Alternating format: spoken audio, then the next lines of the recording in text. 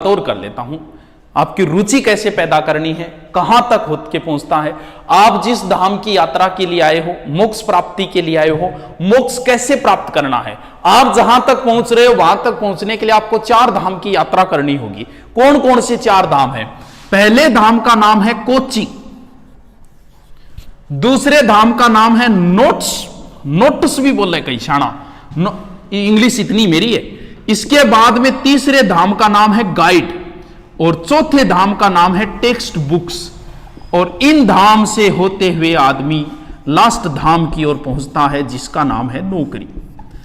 यहां पर मनुष्य को मोक्ष की प्राप्ति होगी। बातें तो इधर उधर करके बता रहा हूं, लेकिन समझ जाना कि क्या कहना चाह रहा हूं। गूढ़ बातें हैं, अब समझो। जाकी रही भावना जैसी हरी मूर्त देखी तिन तैसी। अब आप समझोगे कि मैं क्या बता रहा हूं और क्या, क्योंकि जैसी भावना है वैसे ही समझोगे। फिर बता तो अनडायरेक्ट डायरेक्ट रहा हूं, लेकिन समझ जाना। खूबसूरती होगी, हर कोई युवा इसके लिए जाग रहा है, रातों को जाग रहा है, दिन को जाग रहा है, इधर उधर घूम रहा है, इन धामों की यात्राएं राय ले रहा है। पता नहीं घर वालों को छोड़ के कोई जमीन बेच के आया है, कोई कैसे आया, कोई पैसे उधार लेके, कोई ब्याज लेके, लेकिन सारे के सारे इसी के लिए भाग रहे हैं। तो यार बड़ी खूबसूरत होगी। खूबसूरत तो है ना, तो लड़का खूबसूरत होता है और ना ही लड़की खूबसूरत होती। कहते हैं कि ये लड़की खूबसूरत है, ये लड़का खूबसूरत है। नहीं, तुम नौकरी लगो, तुम खुद ही खूबसूरत हो जाओगे। कलाम साहब कितने खूबसूरत थे। कभी कोई आईएएस देखा है? बद्दा होता ही नहीं है, क्योंकि नौकरी खूबसूरत है, आदमी का खूबसूरत होता ही नहीं है। तुम सोचो, सिर्फ कल्पना करनी है। अभी बेरोजगार हो लेकिन कल्पना तो कर ही सकते हो। मान लो तुम्हारे लिए रिश्ता आए, वो 2nd ग्रेड लगी हुई हो, अय होय होय, क्या देखने जाओगे? क्या नाम नहीं लोगे देखने का? बोल बस कर दो, मुहूर्त मार्त ना देखो, जे मांस न कर दो, बोले कर दो बस। अब कल्पना करो कि तुम्हारे लिए रिश्ता आए, वो आईएएस अधिकारी लगी हुई है, क्या देखने जाओगे? क्या नहीं जाओगे? नाटक ही नहीं करोगे। क्यों? क्योंकि आदमी का खूबसूरत नहीं होता, खूबसूरत तो ये नौकरी होती है। और इसके लिए जो अंतिम धाम है बुक्स, किताबों से मोहब्बत करनी पड़ेगी खूबसूरत बनने के लिए। ये खूबसूरती तो 25-30 साल तक होगी, उसके बाद नहीं है ये खूबसूरती। खूबसूरती तो ये रहेगी, कुछ भी नहीं मेरी जिंदगी में सिवाय किताबों के। जब तुम आओगे मुझे बदला हुआ ही पाओगे, कुछ भी नहीं मेरी जिंदगी में सिवाय किताबों के। तुम्हारी ख्वाहिश थी मेरा कमरा सजाने की, पर मेरे कमरे में सिवाय किताबों के कुछ भी नहीं। अब तो बस चारों ओर किताबें हों और किताबें ही किताबें हों। लेकिन किताबों तक पहुंचने का ये रास्ता बताता हूं, कैसे रुचि पैदा करनी है, कैसे पहुंचना इस धाम तक। जीके में कैसी रुचि पैदा होगी आपकी नौकरी के लिए। अरे आप बोलोगे नहीं, थोड़े दिनों बाद तो वो दिन दूर नहीं है। अभी तो आप बाबूजी होटल में खाओ, वो दिन दूर नहीं है। किसी प्रोग्राम में जाओगे ना, पास वाला आपसे पूछेगा, क्यों पूछ रहा है ये और बता दो। वो आपसे पूछेगा भाई साहब करते क्या हो, नाम तो बाद में पूछेगा, करते क्या हो, क्यों। इस सवाल का जो जवाब आएगा उसके बाद वो निर्धारित करेगा कि आपको कितनी इज्जत देनी है। थे को करण ने तो के कराई लाग रहा गठी, अब वो आपको कोई इज्जत नहीं देगा। अब आप बोलो पुलिस में हूं, अच्छा पुलिस में हो गए, गढ़ा ड्यूटी बीकानेर, और बीकानेर तो हमारा है, फूंपो जी थर्ड नंबर दो। आपको किस लिए पूछ रहा है, आपको कितनी इज्जत देनी है। तो ये तो बड़ी खूबसूरत है। आप तो बोलोगे नहीं, थोड़े दिनों बाद आपकी सेक्रेटरी बोलेगी और उस सेक्रेटरी का नाम होगा नौकरी। लेकिन इस धाम तक पहुंचने के लिए इतनी यात्राएं करनी पड़ेगी। कौन से धाम पे ज्यादा ठहरना है, कौन से धाम पे नहीं ठहरना है, वो सारी बताता हूं। सबसे पहले जब दिमाग में नौकरी आती तो आदमी सबसे पहले इसी धाम की ओर रवाना होता है। ये एक कोचिंग का एक कीड़ा है जो दिमाग के अंदर है, इसे मारना है। इट्स डिपेंड ऑन यू कि कहां मारते हो, कितने पैसे में मारते हो, ये तो आप पे डिपेंड करता है। कुछ लोग इस कीड़े को बड़ी जगह जाके मारते हैं और कुछ छोटी जगह पे भी इस कीड़े को मार लेते हैं, क्योंकि उन्हें तो पता है कीड़ा है, मारना है। बीमारी तो एक ही है, उसका चाहे जयपुर इलाज कराओ, चाहे सिक्कर कराओ, चाहे यहां करवाओ, बीमारी एक ही है। कोई बड़ी बीमारी हो जाए, छोटी बीमारी जुकाम है, जुकाम के लिए जयपुर जाओगे क्या? भी जुकाम है, कैंसर के लिए जाना पड़ेगा, यहाँ इलाज नहीं है। तो ये बीमारी कोई ज्यादा बड़ी नहीं है, छोटी बीमारी है। अब आईएएस एक बड़ी बीमारी है, बड़ा कीड़ा है, इसके लिए तो भाई साहब बड़े धाम की ओर जाना पड़ेगा। लेकिन नॉर्मल जो है, आप तैयारी कर रहे हो 2nd ग्रेड 3rd ग्रेड, इतनी जरूरी नहीं है। अब ये कीड़ा जो है ना, बड़ी जगह पे मारोगे ज्यादा पैसे, जितनी बड़ी जगह उतनी बड़ी झूठ। आपको देखा होगा, मैंने तो सब जगह देख लिया। मैंने तो जैसे आप सेमिनार में जाते हो तो उस समय ऐसा माहौल पैदा किया जाता है, थारियां जोश आ जाओ का आग लगा देंगे आप तो, खड़ो निमेड़ो ही कर देंगे आप तो। क्योंकि जब कहा जाएगा हमारे नोट्सों से बाहर नहीं जाता एक भी पर्सन, टाबर सोचा आ लो आंग नोट्सों बारह तो जाई को। फिर एक आए कहो मेरे नोट्सों में से 85% पर्सन आएंगे, टाबर सोचा बस हो गया सिलेक्शन। तो ये जो डायलॉग तुम पे मारा गया है, तुमसे पहले हजारों छात्रों पर मारा जा चुका है। नहीं विश्वास होता तो 3 महीने 4 महीने पहले कोई करके आए, उससे पूछो कि क्या ये डायलॉग तुम पर मारे गए थे कि नहीं। वो को हाँ यार ये डायलॉग मार पर मारा, तो ये तो सब पे चल रहे हैं, तुम पे नहीं चल रहे। अगर कोई कहता है ना, कोई ज्योग्राफी और पॉलिटिकल का टीचर कहता है ना कि मेरे करवाई में से बाहर नहीं जाता, उसे पिछली 2nd ग्रेड के पेपर में पूछ लेना कितने आए थे। हिस्ट्री का बोल रहा है तो पीछे पटवार का दिखा देना, पिछले पटवार के पेपर में कोचिंग वालों ने की जारी नहीं की थी, पर्सन ही नहीं मिले, 10 दिन बाद तो की जारी की लोगों ने। साइकोलॉजी का कोई कह रहा है तो पीछे रीट में पूछ लेना कितने आए थे। हिंदी का कोई कह रहा है ना तो आरपीएससी ने एक बार पटवार का पेपर लिया था, आज तक उत्तर नहीं मिल रहे, उसको पूछ लेना कि उसमें कितने आए थे आपके करवाए। ये तो सिर्फ और सिर्फ एडमिशन करवाने के लिए बातें बोली गई है, ज्यादा सीरियस नहीं लेना इनको।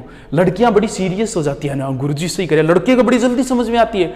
लड़कों पीछे बैठा है बतलागा पुटो यार बहुत में क्लियर है। जबकि इस दाम में पहली बार कोचिंग का उद्देश्य सिर्फ इतना रखो कि तुम्हारी बुकों में रुचि पैदा हो जाए। अध्यापक वही है जो आपकी विषय में रुचि पैदा करता है, ना कि कितना % है, इसका कोई महत्व नहीं है। मैंने जिससे भी पढ़ी कभी उन गुरुजी का एक भी नहीं आया होगा पर्सन, लेकिन फिर भी सम्मान करता हूं। क्यों? क्योंकि उन गुरुजी ने मेरी विषय में रुचि पैदा कर दी। मान लो कि मैं आपको इतिहास करवा रहा हूं और करवाए में से 100 में से 100 आ गए पर्सन, लेकिन आपकी इतिहास में मैं रुचि पैदा नहीं कर पाया तो आप पुलिस वाले भी नहीं बनोगे। अगर मैंने इतिहास में आपकी रुचि पैदा कर दी कि यार इच्छा हुई इतिहास पढ़ने की, फिर चाहे मेरे करवाए में से कुछ भी ना आए, पुलिस छोड़ो आप लेक्चरर भी बन सकते हो अगर इतिहास में आपकी रुचि हो गई। ज्योग्राफी पढ़ाने वाले टीचर ने अगर आपकी ज्योग्राफी में रुचि पैदा कर दी, छोड़ो पुलिस क्या, तुम कॉलेज लेक्चरर बन जाओगे, आईएएस बन जाओगे। उद्देश्य इतना ही रखो कि वो अध्यापक आपकी विषय में कितनी रुचि पैदा कर पाता है, यह डिपेंड करता है कितना आता है। गुरुजी छोड़ो इन चीज ने, कोई मतलब नहीं इन चीजों की आपका करवाएं कितना आए कितना, रुचि पैदा हुई कि नहीं हुई। अगर रुचि पैदा हो गई उसी दिन कोचिंग छोड़ देना, जब तुम्हारी घर पे आके किताबें पढ़ने का मन लगे ना उसी दिन छोड़ देना। लेकिन सबसे लड़का तो छोड़ देता है, लड़का 3 महीने 2 महीने आता है, फिर लाइब्रेरी पढ़ना शुरू कर देता है, उसे समझ में आ जाती है बात। ऐसे ऐसे मैंने देखा है मात्र 20% सिलेबस बचता है और 3 महीने आते रहते हैं। अरे बाऊ बोलो कुण वेगो, अरे भगतो बहुत बोला हो रहे। एक टॉपिक बता दो मुझे, ज्योग्राफी, हिस्ट्री, कल्चर, साइकोलॉजी, किसी का भी कि यूट्यूब पर नहीं है। एक टॉपिक सिंगल गिना दो कि ये टॉपिक सर यूट्यूब पे नहीं है। डीपली से डीपली चाहे साइंस का किसी का भी सर्च मार के देख लो, किसी ना किसी बंदे का डाला हुआ मिलेगा। तो यार जो 20 बच्चा है वो वहां सहयोग ले ले, कोई जरूरी थोड़ी है कि 20 के लिए तू 3 महीने और खराब करेगा। पहली बार लड़के तो कम ही आते, लड़के दूसरी बार कोचिंग नहीं करते, लड़कियां फिर इस कोचिंग को छोड़ के दूसरी कोचिंग में। अरे तू इसी धाम में अटकी हुई है, अभी तो 3 धाम और पड़े हैं, पहुंचेगी कैसे? इसको जितना जल्दी हो सके उतना जल्दी छोड़ना, उतना ही फायदा होगा। दूसरी बार भी मन करता है, बुलाती है मगर जाने का नहीं। दूसरी बार है, एक बार हो गया बस आपकी रुचि पैदा होगी, उसी दिन छोड़ देना इस धाम को, क्योंकि जितना जल्दी छोड़ोगे उतना जल्दी आगे बढ़ोगे। अब इस धाम के बाद आगे वाले धाम, ओ हो नोट्स, ये तो शौक भाई साहब, बिंगी पीडीएफ दे देर, बिंगी दे देर, बिंगी दे देर। आप कभी टोंक फाटक पे जाके एक आवाज लगाना, बी कोचिंग का नोट्स, भाई साहब लाइन लग जाएगी आपके सामने। बड़ी कोचिंग का नोट्स ज्यादा चाहिए। अरे तू जिस कोचिंग की बड़ी कोचिंग की बात कर रहा है, और उसने कितने बच्चे पढ़ा दिए, अगर उन नोट्सों से होता तो सिर्फ उनके ही होंगे। पोस्ट तो पुलिस की 5 जा रही है, बड़ी कोचिंग वाले 20-20 हजार पढ़ाएंगे, तो फिर वही लगेंगे, बाकी तो कोई लगेगा ही नहीं। तो फिर नोट्स क्या है? तानिया जी फिल्म का एक डायलॉग है कि तलवार वही विश्वसनीय होती है जो खुद की बनाई हुई हो। कोचिंग में गुरुजी आपको पढ़ा रहे हैं, मान लो कैसे बुक्स में रुचि कैसे पैदा करनी है, पहले दिन से ही पैदा करनी है इसको। देखो, मान लो मैंने आज आपको कोई टॉपिक पढ़ाना शुरू किया, जैसे मैंने एकीकरण पढ़ाया। हर बार बोलता हूं कि जब मैं लिखवा दूं टॉपिक के बाद में 3 या 4 लाइनें छोड़ देना, लेकिन शुरू से ही आदत पड़ी है, छोड़ते ही नहीं। यहां जो करवा रहे हैं उनको कुछ बच्चे रफ में लिखते हैं, फिर फेर में लिखते हैं। अरे इससे क्या फायदा होगा तेरे को, ये तो बता यार। तेरे को लिखना है, तेरे को पढ़ना है, यहां रफ में लिखे, घर जाके लिखे, क्यों टाइम खराब कर रहा है? 8-8 घंटों के फिर दोबारा लिखेगा तू, 4-4 घंटे वैसे खराब कर रहा है। जो मैंने एकीकरण करवाया इसे घर जाके पढ़ेगा 10 मिनट लगेगा, जबकि रफ में लिखे फेर में लिखेगा 1 घंटा लगेगा। तू तो बड़ा समय का बचाव कर रहा है यार। लिखना यही है जो कुछ लिखना, और प्रत्येक टॉपिक के बाद में 4 लाइनें छोड़नी है। कैसे? गुरुजी ने करवा दिया आपको, जैसे अरावली करवाई, आपने 4 लाइनें छोड़ दी। अरावली आपने गुरुजी करवाई, बात याद ही है, वो तो सबको याद है। लेकिन आपको तो भाई साहब 15 नहीं 18 लाख फॉर्म भरे गए, 18.17 है शायद, 18 लाख पुलिस के फॉर्म भरे गए, जबकि पोस्ट तो 5000 ही है। 18 लाख में से 5000 बंदे लेने हैं उसे। तुम्हारी अगर नहीं पढ़ रहे तो तुम्हारी कतई जरूरत नहीं है उसको। 5000 बच्चे चाहिए उसे, तो उसे पढ़ने वाले मिल जाएंगे, तुम्हारी जरूरत ही नहीं है। 5000 वो मिल जाएंगे जो अच्छा अध्ययन कर रहे हैं, उसे 5000 वो लड़के मिल जाएंगे जो 18-18 19-19 घंटे पढ़ते हैं। तुम्हारी जरूरत ही नहीं है, घर जाओ चाहिए। तुम 2 घंटे 3 घंटे पढ़ के शहंशाह बन रहे, तुम्हारी कतई जरूरत नहीं है। क्यों? अब 18 लाख में से 5000 उसे पास करने हैं ना, तो बाकी लोगों को ये पेपर तुम्हें पास करने के लिए नहीं, फेल करने के लिए लिया जा रहा है। भूल मत जाना इस बात को। बहुत बार मैं कहता हूं कि गुरुजी के पढ़ामो कोचिंग हम करवा, अभी छोड़ के बाकी सारों पढ़ ले, वही आओगे। एसआई का पेपर वहां हमेशा बच्चों को बोलता हूं भैया कोचिंगों में वर्ण संधि समास उपसर्ग प्रत्यय करवाए जाते हैं, इनको छोड़ के बाकी पढ़ लेना, वही आएगा। और एसआई के पेपर में संधि का 1%, समास का 1%, बाकी सारे प्रश्न पूछे प्रायवाची वगैरह जो कोचिंगों में नहीं करवाए। अरे पेपर बनाने वाले को पता है ना। पहले पुलिस का पेपर 2010 की बात है, राजस्थान जीके पूछा गया, बी पार्ट है, बच्चों ने राजस्थान जीके रट लिया। बोले अब क्या करें? आगे वाले में उसने साइंस पढ़ ली, साइंस डाली, बच्चों ने क्या किया, कोचिंगों ने बच्चों ने साइंस पढ़नी शुरू कर दी। बोले यार अब क्या करा, फेल किया करा। आगे वाले में उसने कंप्यूटर पूछा, अब कंप्यूटर रटना शुरू। उसे पता है कि कोचिंगों में क्या करवाए जाते हैं, बच्चे क्या पढ़ता है। तुम कई बार सोचते हैं ये टॉपिक टफ है, नहीं आएगा। क्यों नहीं आएगा भैया? वहीं से आएगा। इजी तो सबको ही आते हैं। पेपर तुम्हें फेल करने के लिए लिया जा रहा है, इस बात को मत भूल जाना। तुम्हें पास करने के लिए नहीं लिया जा रहा। तो वो चीजें पूछी जाएगी जो कोचिंग हुआ तो फिक्स मैटर होता है, वही करवाया जाता है। विश्वास नहीं होता तो आपसे जो पहले बंदे करके गए उनके नोट्स मिला लेना। और कुछ लोगों के तो 20-20 साल से वही नोट्स चल रहे हैं, वही लाइनें चल रही है, एक लाइन तक नहीं बदली है। अरे पैटर्न पूरा बदल गया, उनकी एक लाइन तक नहीं बदली है। तो भैया इनके भरोसे मत रहना, अपने तैयार करना। जैसे अरावली गुरुजी ने करवाई, अरावली तो गुरुजी ने करवाई, बहुत तो तैयार ही है। चाहे कोई कितनी गप मार ले, कितना ही झूठ बोल ले, हमेशा रिकॉर्ड रहा है 100 में से 10 से 15 बच्चों का ही सिलेक्शन होता है। और वो इस तरीके से पढ़ते हैं। बाकी तो जो गुरुजी कराए भी तो रट लेगा। वह देखे इतना मुझे और थारू पहले बहुत पढ़ के गए, इतना को नहीं होना, इतो तो सारा ही पढ़ेगा। अब अरावली आप अपनी किताब में पढ़ो, यार रुचि पैदा करनी है आपको, तो गाइड और बुक में करनी है। अरावली आप अपनी किताब में पढ़ो। गुरुजी वाला तो याद है, किताब में पढ़ो, उसमें कोई नई चीज आएगी, कन्फर्म आएगी, पूरा कोई करवा ही नहीं सकता। तो जो नई चीज आएगी वो आप उन नोट्सों के अंदर डाल दो कि ए 4 चीज गुरुजी को नहीं बताई, ए आपने डाल दो। ये नोट्स आपके बाद में बहुत काम आएंगे। कब? एग्जाम के वक्त। आपके पास जो किताब है, उस किताब को एग्जाम के वक्त आप रीडिंग नहीं मार सकते। क्यों नहीं मार सकते? इतनी मोटी किताब को कैसे मारोगे? 1 महीना बचा है, उस समय आपके नोट्स काम में आते हैं। नोट्सों को आप पूरे आपके ज्योग्राफी या हिस्ट्री के मेरे जो नोट्स है आप बनवा रहे हैं, आप भी बना रहे हो, वो आप 1 घंटे में पूरा पढ़ दोगे। लेकिन क्या 1 घंटे पूरी इतिहास की बुक पढ़ दोगे क्या? ना गुरुजी कौन पढ़ी से। तो ये काम आएगी एग्जाम के वक्त। अब बीच बीच में इन स्टेपों से जब एक भक्त गुजरता है तो बीच में कुछ लोगों से राय भी लेता है, विचार विमर्श करता है। आदमी राय हमेशा अपने आदर्श से लेता है। आदमी अपना आदर्श उस व्यक्ति को मानता है जो व्यक्ति अपने जीवन में सक्सेस है, सफल है। अब सफल आदमी की कुछ लोग राय बढ़िया देंगे आपको कि इस तरीके से तैयार करो, लेकिन 90% लोग तो इस तरीके की राय देंगे कि जैसे वो तो एक महान आदमी है, ऑटोमेटिक ही सिलेक्शन हुआ है। प्रतियोगिता दर्पण में आईएएस की इंटरव्यू आते हैं, मैं हर बार पढ़ता हूं। तो उस इंटरव्यू में मैंने जितने भी लोगों के इंटरव्यू देखे तो उनमें पूछते हैं कि कितने घंटे पढ़ते थे, और मैंने आज तक किसी का नहीं देखा 5 से 6 घंटे। बस यही लिखा था हम अमूमन 5 से 6 घंटे पढ़ते थे। तो भाई बाकी टाइम क्या करते हो तुम? यार 5-6 घंटा पढ़ के आईएएस बन के वाह यार, तो पुलिस में नहीं बन रहे लोग, ऐसा क्यों माहौल बना रहे हैं? पिछली बार एक आईएएस का इंटरव्यू हुआ, बड़ा अफसोस हुआ मुझे पढ़ के, जब उसने ये कहा कि मेरा गर्लफ्रेंड की वजह से सिलेक्शन हुआ था, लोग तुम्हें आदर्श मानते हैं। महाभारत में भगवान कृष्ण कहते हैं कि दुनिया में ऐसी कोई चीज नहीं है कि जिसे मैं प्राप्त न कर सकूं, लेकिन फिर भी मैं काम कर रहा हूं।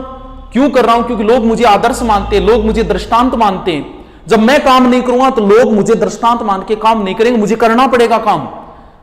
तो वो लोग जो सफल हो गए वो ऐसी राय दे रहे हैं, गर्लफ्रेंड से सिलेक्शन हुआ, एक कह रहा है मैं आईपीएल देखता था, एक कुछ भी बोल रहा है कि 5-6 घंटे से ज्यादा पढ़ता नहीं था, तो बाकी काम क्या करता था रे तू? तो ये क्या है? अब आप जैसे गांव में किसी का सिलेक्शन हुआ, 2nd ग्रेड में हुआ, 1st ग्रेड, आप राय लेने के लिए जाते हो। अब देखो कोई जो सही है वो तो सही दे देगा, बाकी 90% कैसी राय दी? थोड़ा सर सिलेक्शन है, थोड़ा बताओ उनके। अरे ना रे, मन तो बेरो ही को नहीं हो, वो सागारो फोन आयो, बोलो रे कोलेटर आ गयो है, यार गाड़ी कर रखी तन चालनो पड़ो, जुद मत सागे गयो जुद हो। वाह यार, इतनी जल्दी दिन भूल गए बेरोजगारी के।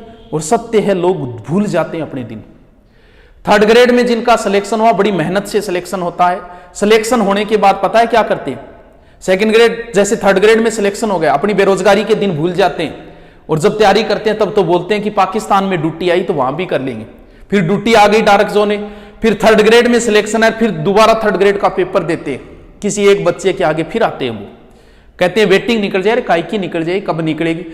ऐसे करने से आप किसी एक व्यक्ति के आगे नहीं आ रहे, आप 10 लोगों का रोजगार छीन रहे हो। आप 10 लोगों को, यानी 10 लोग पालते हैं, एक नौकरी लगाओ, आदमी 10 लोगों का पालन पोषण करता है, तू उन 10 लोगों के आगे आए, तूने अब किसी का रोजगार छीना है। पुलिस में ऐसा बहुत है, पुलिस का पेपर देते हैं, दोबारा फिर पेपर देते हैं, अरे क्या हासिल हो गया? नौकरी का जहां भी करनी है कर ले। कम से कम इस तरीके से 10-10 लोगों के भूल जाते हैं लोग, अपने जो दिन है बेरोजगारी के वो दिन भूल जाते हैं, और बड़ी जल्दी भूल जाते हैं। तो राय भी आपको ऐसी ऐसी दी जाएगी, और कई तो उठपटांग भी दी जाएगी। चलो उनका जिक्र न करते हुए यहां तक पहुंचो, 3रे स्टेप पे। अब देख लो, 3रे स्टेप तक मुझे पहुंचने में इतना टाइम लग गया, तो आपको तो कितना लगेगा देख लो। 3रे स्टेप पे जब आदमी पहुंचता है, एक गाइड चाहे कोई ले आओ, घटिया से घटिया ले आओ कि आपको लगे इससे घटिया कोई गाइड नहीं है, वो ले आओ। गाइड आपको लानी पड़ेगी, जिसकी आप तैयारी करो उसकी एक गाइड जरूर लेके आओ, क्योंकि इससे आपको पता चलता है क्या सिलेबस है, क्या है। एक गाइड से बाहर कितना का मैटर जाता है गुरुजी? 5%। बिल्कुल, मान लो अभी पेपर हुए हैं 1st ग्रेड का, फेसबुक पे पोस्ट देख लेना, एक भी पोस्ट मैंने नहीं देखे, सारी पोस्टें ऐसी देखी है, हमारी बुक से इतने पर्सन आए, हमारी बुक से इतने पर्सन आए। किसी कोचिंग वाले ने नहीं डाला कि मेरे नोट्सों से इतने पर्सन आए, किसी कोचिंग के अध्यापक ने नहीं डाला मेरे नोट्सों से इतने आए। नहीं आते भैया, फेंकने की बातें होती है, वो किताबों से आएगा। पिछली बार राजस्थान पुलिस के बी पार्ट में कोई कोचिंग वाला कह दो कि मेरे नोट्सों में से आया था, लेकिन किसी ना किसी किताब से तो आए हैं। इसलिए ज्यादा कोचिंग नोट्सों के पीछे मत भागो, अपनी गाइड अपनी बुक से नोट्स बना लो अगर सिलेक्शन चाहते हो तो। वो तो फेंकने की बातें होती है।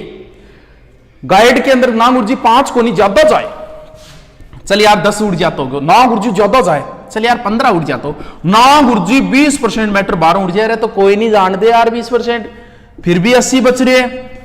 अरे तो तेरो तो 80 में सिलेक्शन होने लाग रहे, फिर क्यों इन्हें भी ना भासतो फिर? एक गाइड को रट दो, पेज तक याद हो जाए तो दूसरी ले लेना। पेज याद होने का मतलब, जैसे कोई प्रश्न आया कि मेवाड़ मुगल संधि कब हुई, तो ऐसे होना चाहिए कि भाई पेज गए ई साइड में इन्हें नीचे नीचे लिखे है, इनको मतलब पेज याद होगा, फिर तू पढ़ ले चाहिए। बाकी एक तो पहले रट ले कि उसमें जो भी कुछ है मैं पहले तो ये रटूंगा। एक गाइड से अगर आप पहुंच गए यहां तक, इसमें कभी पहले रुचि नहीं होती है। ये लास्ट दाम है, राइटरों की बुकें आदमी सबसे अंत में पढ़ता है। जिस दिन तुम्हारा गाइड पढ़ने का मन करने लग जाए, समझ लो सिलेक्शन के नजदीक पहुंच गए। अगर आपका राइटरों की बुक पढ़ने में आनंद आने लगा तो समझो अब तो आप परम धाम के नजदीक ही हो। अगर यहीं अटके हुए हो तो बहुत दूर हो। जितना जल्दी हो सके छोड़ देना, जितना जल्दी हो सके। यहां तक बुक में अगर रुचि हो गई अच्छे अच्छे राइटरों की, तो फिर तो कहना ही क्या भाई, फिर तो आपको जरूरत ही नहीं पुलिस की, आप तो फिर कॉलेज लेक्चरर भी बन सकते हो।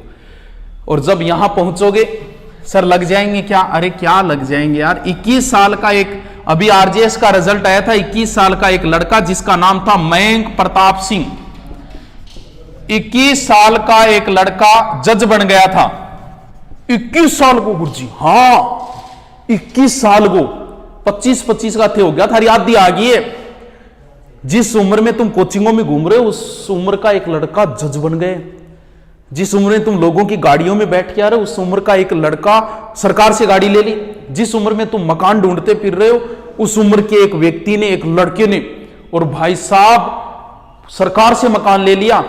अब कलेक्टर भी उसके सामने खड़ा होगा, प्रोटोकॉल होता है अपना अपना, जज है भाई साहब, वो सामने खड़ा कर सकता है किसी को भी। वो जज बन गया। तुम जिस उम्र में लड़कियों के पीछे घूम रहे हो ना उस उम्र में क्या सजा देनी है वो ये डिसाइड करेगा 21 साल का एक लड़का।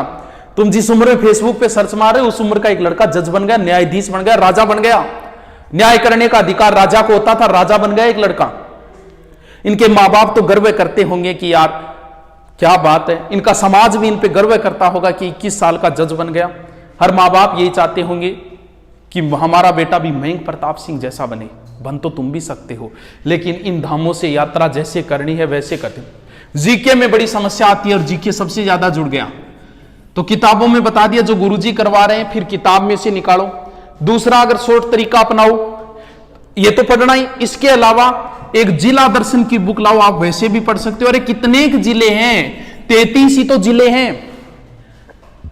एक जिले को आप 1 घंटा भी देते हो, 2 घंटा 3 घंटा जिला का देने का मतलब उसमें सारा मैटर लो। फिर जिला दर्शन की आप बुक लाओ, उसमें कोई मंदिर आया, जैसे अजमेर पढ़ रहे हो, ख्वाजा मोइनुद्दीन चिश्ती की दरगाह अजमेर में, आपकी 33 जिलों की बुक में इतना ही मिलेगा। लेकिन आप इतने नोट्स तैयार करो कि ख्वाजा मोइनुद्दीन चिश्ती की बातें निकाल के वहीं और लिख दो। 33 जिले, एक जिले को 1 दिन दोगे तो भी भाई साहब 2 दिन 3 दिन दोगे तो भी 3 महीने में राजस्थान तो ऐसे हो जाएगा। तो जिला दर्शन की भी एक बुक ले आओ और उस बुक में से प्रत्येक जिले का, एक जिले का उस बुक में से मैटर निकाल के फिर कम से कम 3 पेज बीच में छोड़ो और फिर आपको जो भी बातें जिले की आती जाए उसमें डालते जाओ। देखो लास्ट टाइम में आप 33 जिले तो ऐसे ऐसे उंगलियों पे कर दोगे।